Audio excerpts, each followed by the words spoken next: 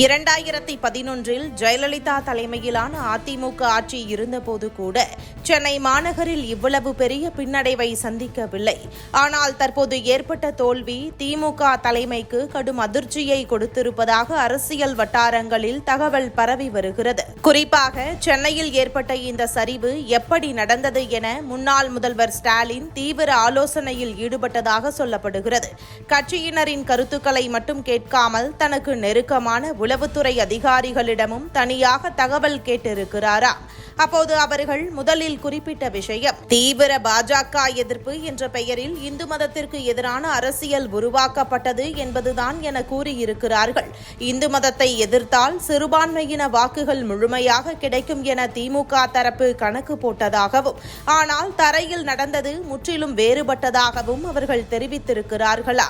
விஜய் கிறிஸ்தவ பின்னணியைச் சேர்ந்தவர் என்பதால் சிறுபான்மையின வாக்குகளில் ஒரு பகுதி தாவேகா பக்கம் நகர்ந்ததோடு இஸ்லாமிய இளைஞர்களில் கூட பெரிய அளவில் மாற்றம் ஏற்பட்டதாக கூறியிருக்கிறார்களாம். அதே நேரத்தில் திமுகவிற்கு பாரம்பரியமாக வந்த இந்து வாக்குகளும் சிதறி சென்றதால் இரட்டை இழப்பு ஏற்பட்டது என உளவுத்துறை அதிகாரிகள் மதிப்பீடு கொடுத்ததாக தகவல்கள் வெளியாகியுள்ளது. இரண்டாவது முக்கிய காரணமாக அமைச்சர் சேகர் பாபுவிற்கு எதிராக உருவான அதிருப்தி சுட்டிக்காட்டப்பட்டதா?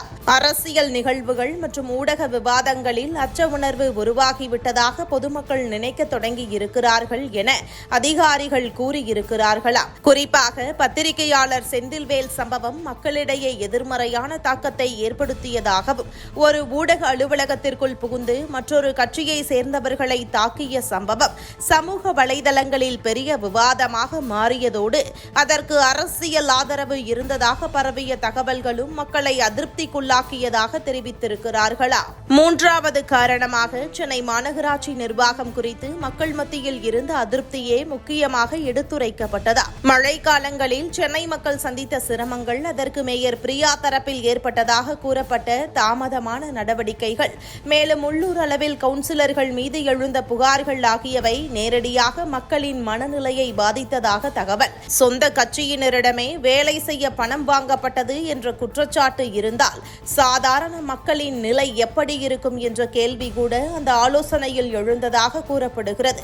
இந்த மூன்று விஷயங்களுமே சென்னை மாநகரில் திமுக எதிர்பாராத பின்னடைவை சந்திக்க காரணமாக இருந்தது என உளவுத்துறை அதிகாரிகள் ஸ்டாலினிடம் நேரடியாக கூறியிருக்கிறார்கள் என்ற தகவல் தற்போது அரசியல் வட்டாரங்களில் பரபரப்பை ஏற்படுத்தி வருகிறது.